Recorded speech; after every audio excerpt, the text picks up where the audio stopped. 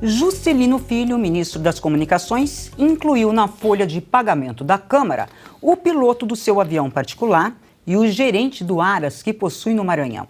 Os dois receberão salários de R$10 mil, agora pagos pelo suplente de Juscelino, que herdou o gabinete depois da ida do chefe para o ministério. O substituto de Juscelino ainda contratou um tio do ministro. Em nota, o ministro se defendeu, disse que as nomeações foram feitas em conformidade com as regras da Câmara. Ana Paula, boa tarde. Hoje começamos com você. Boa tarde, Cris. Muito bom ter você aqui mais uma vez. Já tem gente perguntando pela Paula. A Paula está bem, está de folga e nós temos aqui a maravilhosa Cris com a gente essa semana. Muito boa tarde, craque Silvio Navarro, Coronel, lá da Flórida, mestre Augusto Nunes, e muito boa tarde à nossa audiência maravilhosa. Cris, é a carreta furacão em todos os lados, né, desse desgoverno. Absolutamente todos os lados desse desgoverno. O nepotismo, então, vimos quantas enfermeiras, né, aí agora como conselheiras do Tribunal de Contas, dos Tribunais de Contas, várias esposas como conselheiras dos Tribunais de Contas de vários estados, e continua essa farra de penduricalhos, né? Os cabides estão aí sobrando para serem preenchidos, claro, né, numa seara onde você promete mundos e fundos, picanha para todo mundo, você promete picanha para o povo e picanha para os seus aliados também, né, mordomia, você tem que criar 37 ministérios, você tem que embarcar aí em dezenas e dezenas de novas secretarias e agências, e é o que estamos vendo. Isso que você descreveu, Cris, é o retrato desse desgoverno. E sabe qual é o único veículo da imprensa que está mostrando exatamente esse armário com tantos cabides aí de aliados e de pendurados, né? Pessoas que não têm absolutamente nenhuma ficha técnica penduradas nesses cabides? A revista Oeste e o Oeste Sem Filtro. E impressionante o silêncio da imprensa em relação a isso. A Comissão de Ética Pública da Presidência da República prometeu analisar o caso. São muitos casos envolvendo o ministro, né, Silvia? É só mais um deles agora. São muitos e muitos para um período tão curto de governo. Ainda não chegamos a 100 dias. Boa tarde, Cris, mestre Augusto Nunes, meu irmão. Querida Ana Paula Henkel, Coronel Gerson Gomes, muito bom tê-lo conosco. Boa tarde a você que nos assiste. Veja, Cris, se o Brasil fosse um país sério, se nós estivéssemos num outro momento da nossa história, e digo isso desde a redemocratização, já basta, num outro período, recuando algumas décadas, talvez anos, esse ministro já teria saído pela porta dos fundos do Ministério, estaria de volta na Câmara dos Deputados, respondendo a um processo no Conselho de Ética por quebra de decoro parlamentar, no mínimo. Mas são outros tempos. Então, há uma vista grossa, há a normalização de casos como esse, de corrupção, casos de penduricalho de emprego, porque é disso que se trata esse caso, cabidão de emprego, né? Pode tudo depois que o PT voltou ao poder. Agora, tem um ponto nessa história toda que eu chamo a atenção, que é o seguinte, a Ana Paula muito bem tocou. A imprensa não está falando sobre esse caso, com raríssimas exceções. Vou citar o jornal Estado de São Paulo, em especial nesse caso, porque trouxe informações recentes sobre o caso. Esse daí em tela. Mas o restante não fala. Prefere a cortina de fumaça, prefere falar das joias do Bolsonaro. Hoje, reportagens, colunas do presidente Jair Bolsonaro voltará ao Brasil porque está com medo que as pessoas estão esquecendo dele, está com medo do surgimento de concorrência no campo da direita para liderar a oposição, só bravatas para todos os lados e não acompanham o governo Lula como ele é. O senhor Juscelino, que empregou aí o colega, o piloto de avião no Aras, né, ele tem uma ligação com cavalos, ele é autor, inclusive, do projeto de lei que instituiu o Dia do Cavalo no Brasil. Tem como seu grande feito no Ministério das Comunicações o envio de chips de celular para terra Yanomami, onde não funcionam os celulares. Ele usou dinheiro público para construir estradas próximas das fazendas da sua família. A grande confusão do público com o privado. Portanto, é isso. O Ministério do governo Lula atual, esses 37, imenso ministério, continuará frequentando páginas policiais.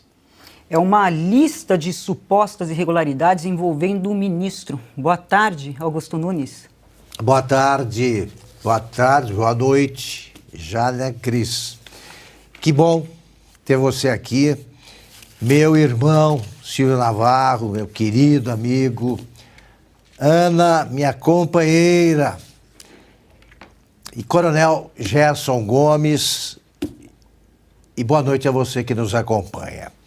É uma coisa impressionante como esse pessoal vê o Estado, falando do Juscelino, né? Ele vê o Estado como coisa dele, né? Esse pessoal, com o Lula é assim. Durante o governo Bolsonaro, essas manchetes aqui, que só a gente publica, elas não apareciam. Nós ficamos meses sem ler isso aqui, que era rotina no primeiro governo do Lula, no segundo governo do Lula, no primeiro governo da Dilma e no pedaço de governo que ela teve ali, depois de reeleita. Sabe Deus o que deu no eleitorado brasileiro para reeleger a Dilma Rousseff. O cara tem um piloto dele em Brasília. Tem que ganhar na Câmara algum dinheiro. Tem o sujeito que cuida do Aras. Tem que empregar na Câmara. É assim. O suplente assume o cargo dele. Emprega o cara. Eles têm dinheiro que não acaba mais. Eles são da elite do Maranhão, e quanto mais pobre é o Estado, mais rica é a elite, porque eles pegam tudo, tudo. O cara vai e usa dinheiro do governo para asfaltar, dinheiro nosso, não do governo, para asfaltar a estrada na fazenda dele. Ele recebe diária, paga por nós para receber um prêmio aí numa festa qualquer, sei lá, ligada muito mais ao Ministério da Agricultura, né, do que ao Ministério, ele é das Comunicações. O que é isso?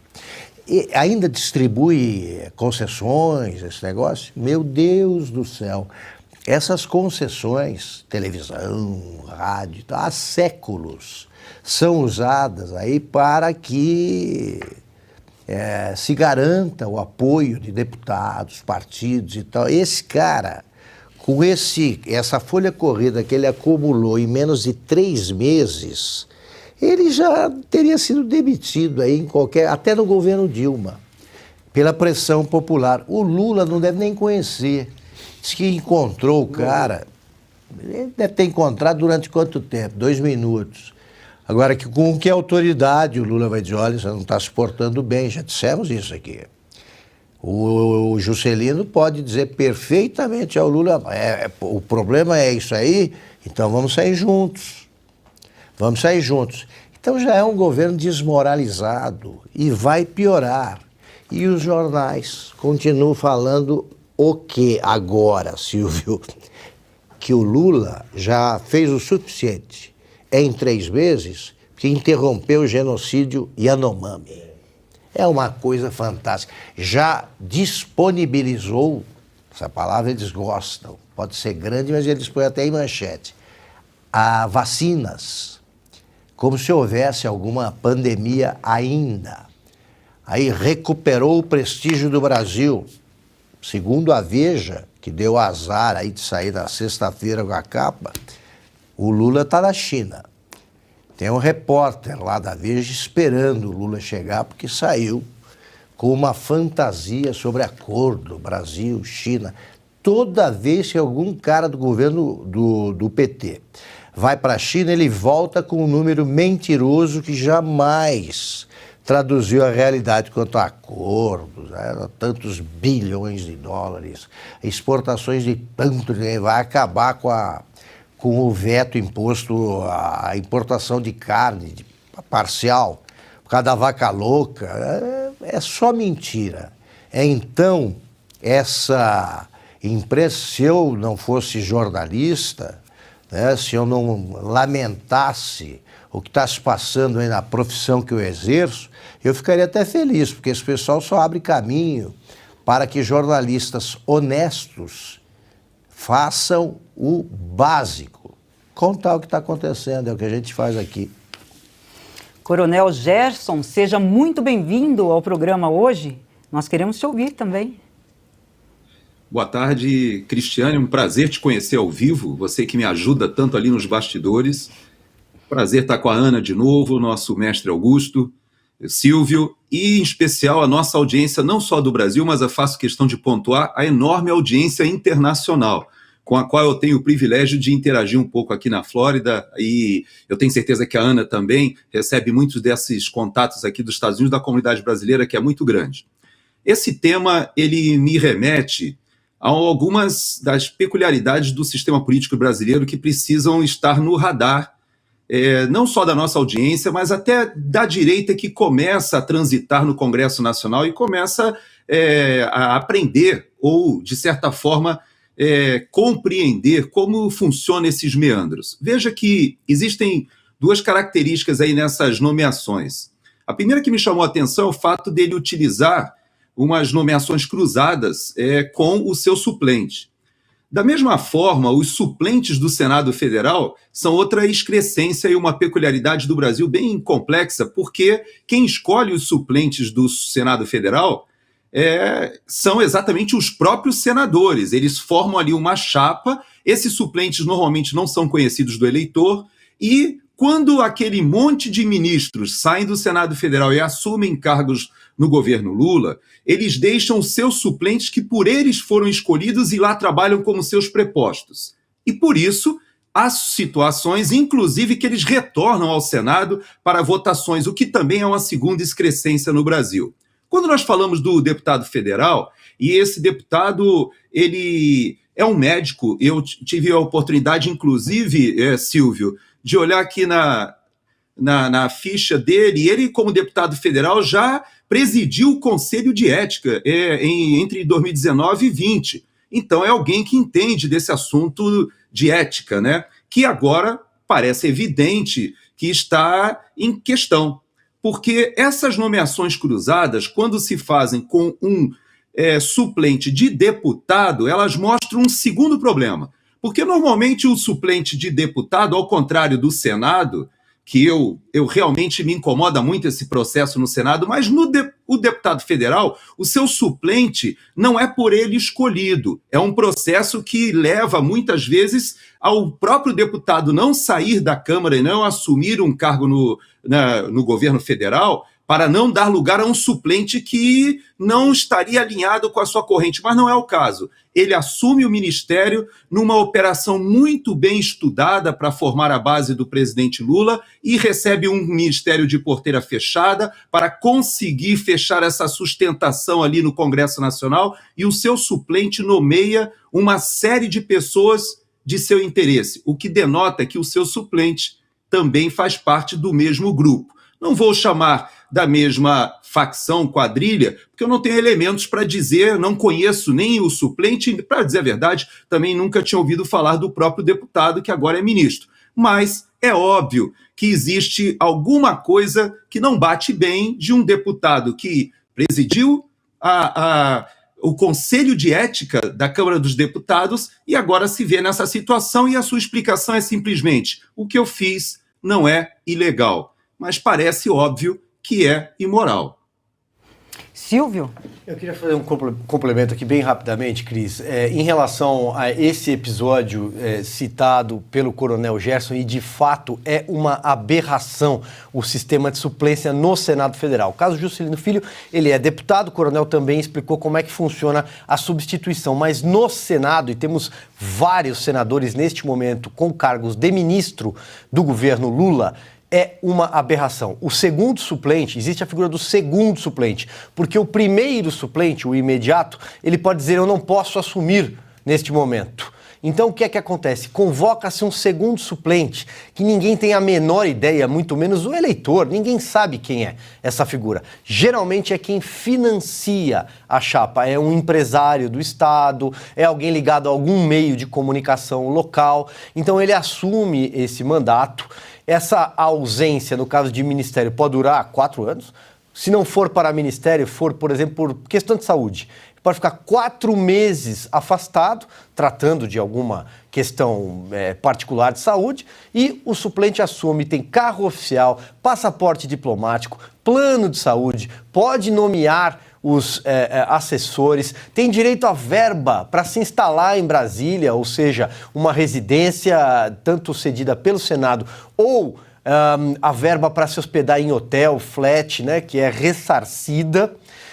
É uma verdadeira maravilha. E aí, Augusto, só mais um detalhe, você citou aqui o caso do Juscelino, numa conversa com o Lula. Eles de fato se encontraram uma vez. A gente lembra que foi feito ali um pré-acordo. Juscelino, você fica se conseguir retirar as assinaturas do União Brasil, do seu partido, da CPMI do 8 de janeiro. Ele não conseguiu número suficiente, foram poucos. Então agora pode ser que venha uma advertência da Comissão de Ética da Presidência da República e ele deixe o cargo. O PT, inclusive, já quer essa cadeira. Já disse, olha, deixa a União Brasil de fora, eles têm muita coisa. Já, inclusive, passou a eleição do Senado, onde o Davi Alcolumbre ajudou o governo a fazer negociações. O próprio Davi Alcolumbre já indicou o Valdez Góes para uma chapa, então para o Ministério, ou seja, está tudo bem. E aí José Roberto Guzzo escreveu o que seria um suposto diálogo no artigo dele, intitulado É Permitido Roubar, há 2 semanas na Oeste. Ele diz o que seria esse diálogo do Lula. Então o recado do Lula ao ministro é muito claro.